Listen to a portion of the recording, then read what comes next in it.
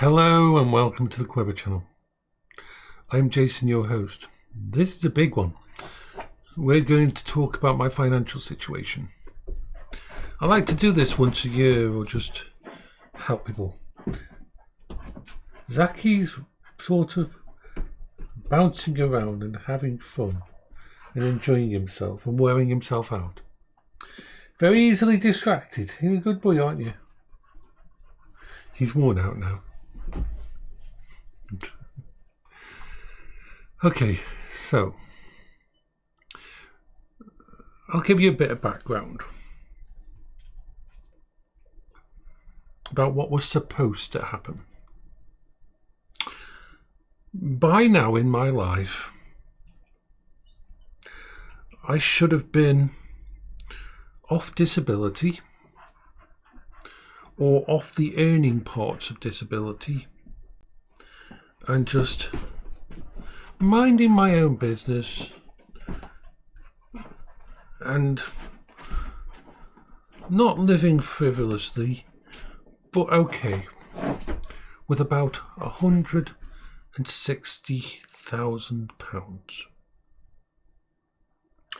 That money my mum saved and put away her entire life. She sometimes worked 2 jobs. She worked overtime. She wanted to make sure that I was safe. She wanted to make sure that when she passed, that me and Paola were okay and that didn't have to worry about anything. That was the goal for my mum. She wasn't rich.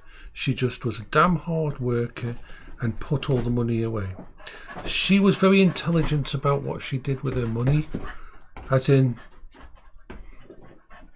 when she was in her 30s, my dad died and he had an endowment mortgage and it paid off the mortgage for my mum's first house. And every house my mum moved to after that cost less than that first house. Whereas most people trade up and get themselves further in debt or need an extra mortgage, my mum either stayed exactly the same or traded down. It was very intelligent the way she did them. So thank you, Mum. Which meant even when she came into this house, there was no mortgage on it. There was no... Hello, baby. Don't go.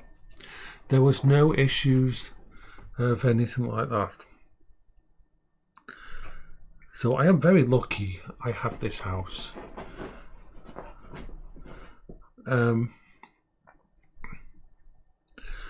Short summary of what happened to all that money. The person who I trusted most in the world, who I believed completely, trusted with my life, trusted with my mum, trusted with my wife, and there was really no red flags. In the last 5 to 6 years of my mum's life, he emptied my mum's bank accounts, all of them. He was on the power of attorney with me, and because I was disabled, because I had autism, because I was dealing with the death of my wife and everything, I allowed him to deal with all of it.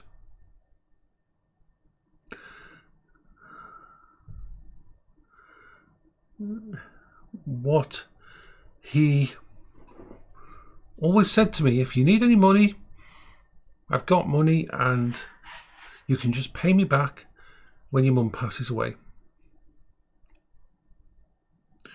The very few times that I did ask him for money, he said, oh, I'm going up to my bank and picking up some money. I now know that he was actually going to my mum's bank and taking out funds. And the kicker was this.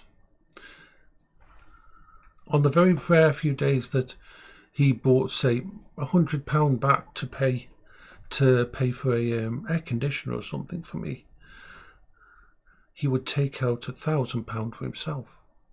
We had all the logs, all the actual thingy.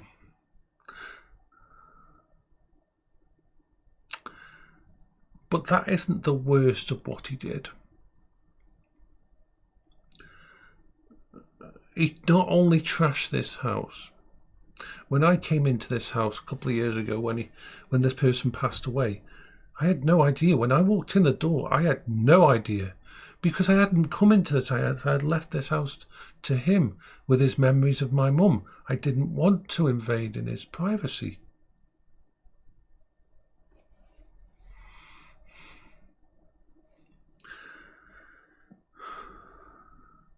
Not only had he stolen all my mum's money,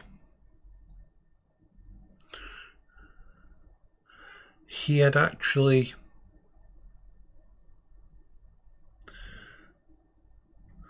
pretty much destroyed the house.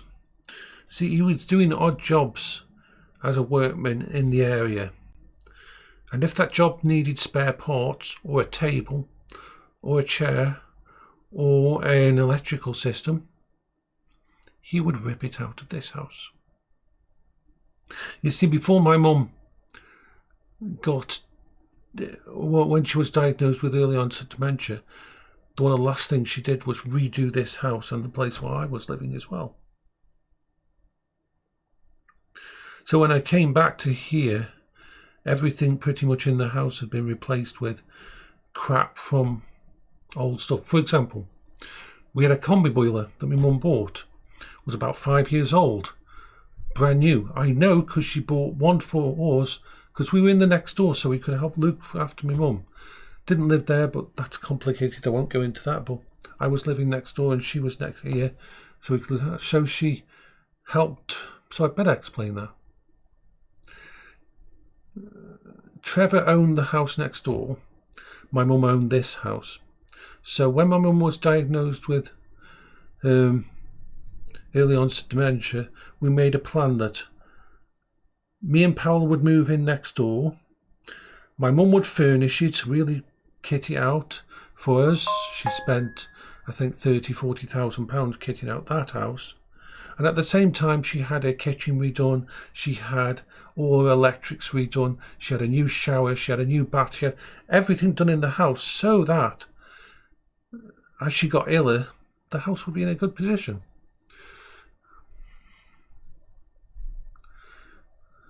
The problem was, the idea was, I was supposed to keep the house next door and he was going to keep this house. And when my mum passed away, we were just going to swap deeds because they were basically the same house, worth the same and everything. He never told his children, and as soon as he died, they wanted me out of that house. They didn't even know I was living in it. They didn't know the agreement. He hadn't told them, even though he told me. So I had to move out of there in a weekend, and I couldn't move most of my stuff, and I lost a hell of a lot of stuff in the move. And what I moved into was a place where everything, including the shower, he had actually taken the insides of the shower and used them to repair somewhere else.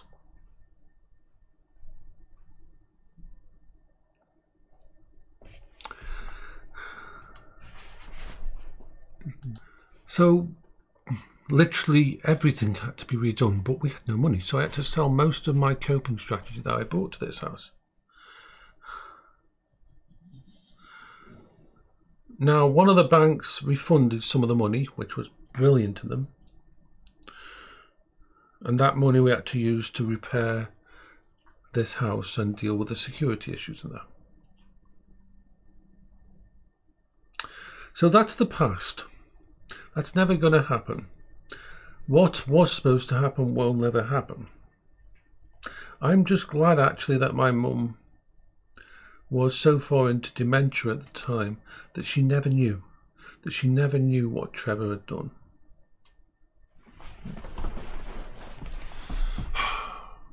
So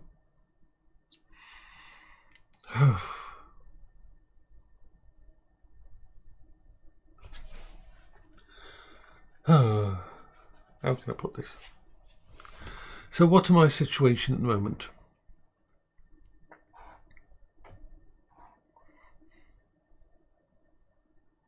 I still have the house, which is good.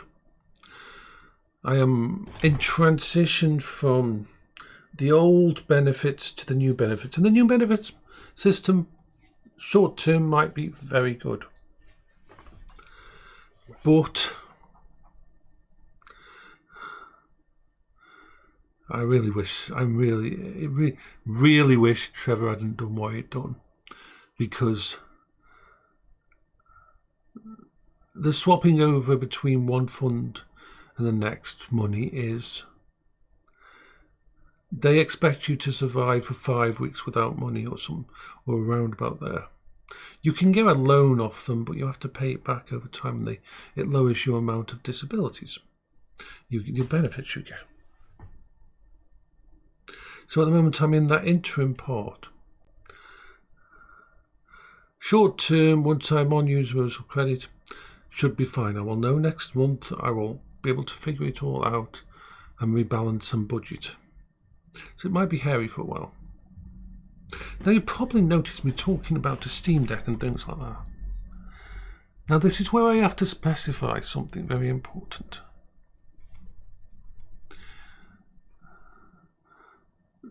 My disability money, my PIP money, the PIP component, is supposed to be spent on disability aids and everything else.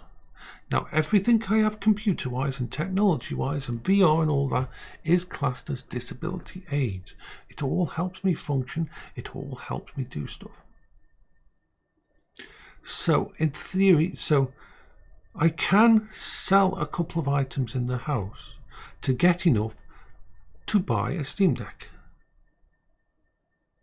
But technically, I am not. That money can't go on just paying bills, because that money is supposed to go on buying the item to replace what was lost. So even when I'm in financial issues, I have to be very careful about the assets I've got. And everything I sell has to be documented. And then I can say, look, this is the reason this money went into my account. It wasn't for paying bills, it wasn't for getting food, it wasn't for doing all this. That money comes from the benefits. Instead, this money is money from one disability aid being sold and another disability aid being bought. Remember, games and technology and all these things I have around me are not hobbies. They are part of what keeps me functioning.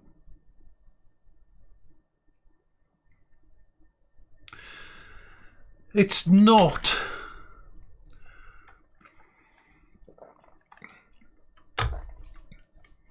I think actually what Trevor did has hit me worse this year than it did when it actually happened. Because now was the time where I wouldn't have to worry about if that money, if that 160,000 or even 100,000 or even 50,000 had been left. I mean, it would have been possible to do it with 50,000.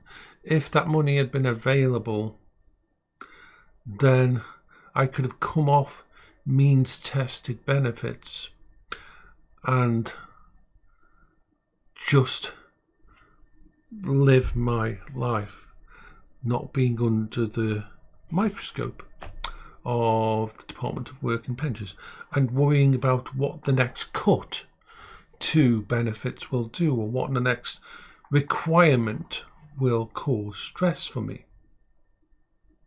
That is what my mum wanted, and that was taken away from me. But until they started to change the benefits, until all the new stuff started to be planned to come in, it didn't really start to hit me just how much was taken away from me because of one person's delusional situation.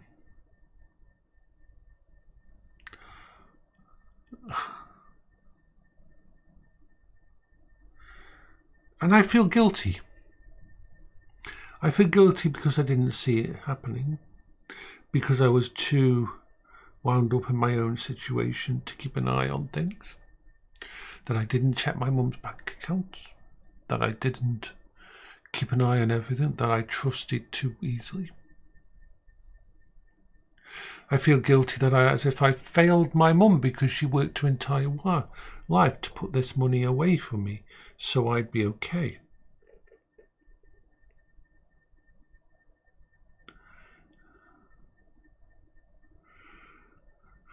And the thing is, because Trevor died, he had a massive heart attack, and I only found out about all of it afterwards. I was never able to ask why. We can assume that he was delusional, that he had a mental break, that when my mum went into a home that he just couldn't handle it, that my wife's death affected him. All these things we can assume that it affected him so much that it caused all this. But I never have to be able to say to the guy, when you told me literally 3 weeks before you died that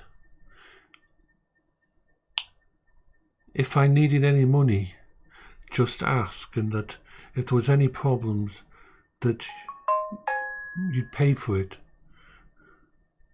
What exactly was he thinking when, by that time, he had drained all of my mum's bank accounts to literally zero?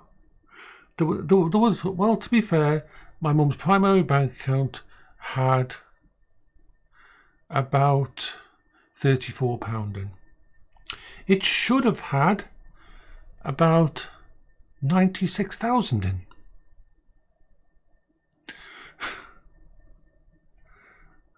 And all the other bank accounts had been dropped down too.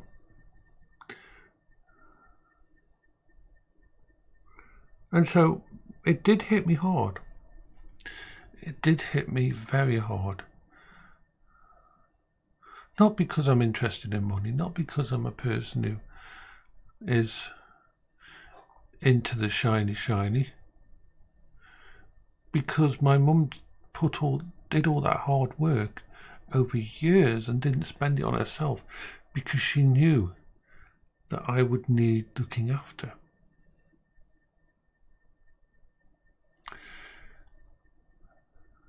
And so, yeah, it does come back to me now when they're changing the benefits, when they're tightening the controls, when they're setting up more specifications and requirements.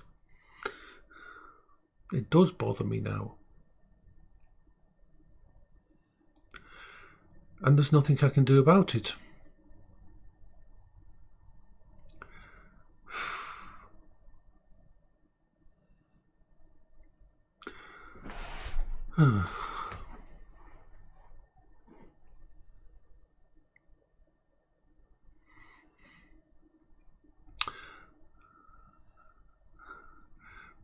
Why do I think that and even the social worker who talked to me, why do we think it had to be a psychotic break, a delusional state? Because it wasn't a con, it wasn't a hassle.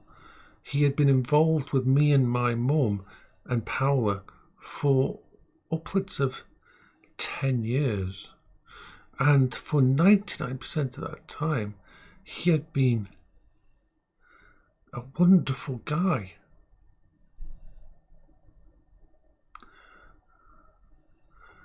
And so it all comes down to that there had to be something that happened that caused him to have a break with reality. There was other things we found in the house. He had someone living here with him, and I think that added to it. And that person was a heavy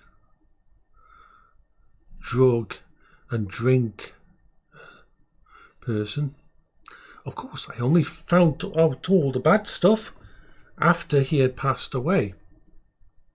But when I cleaned out the house, I found the equivalent, the UK equivalent of Narcan. You know, those little yellow syringes that they give out to people who take lots of heroin and stuff so that they can deal with massive overdoses and come back. And I know damn well that my mum never took drugs or anything like that.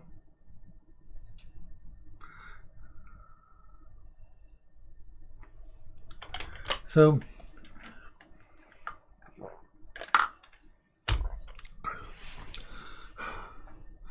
my current situation is very short term, a bit eepy, but okay. Medium term should actually work out better for me because I won't have to talk to the people. I can deal with it all online, and that's better for me. Long term, maybe a few issues, but we're working on that. So, could be worse. And I want to point something out. There's people far fucking worse off than me. I am lucky I have a house. I have this house.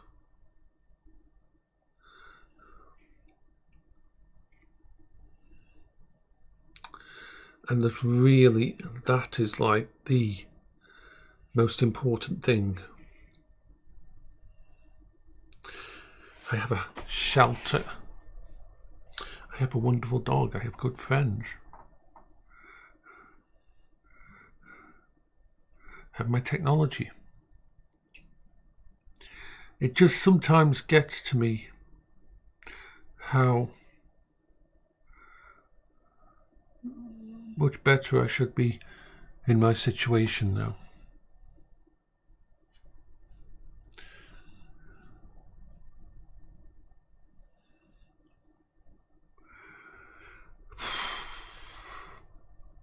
Anyway, this was a long one. Take care of yourself. Bye bye.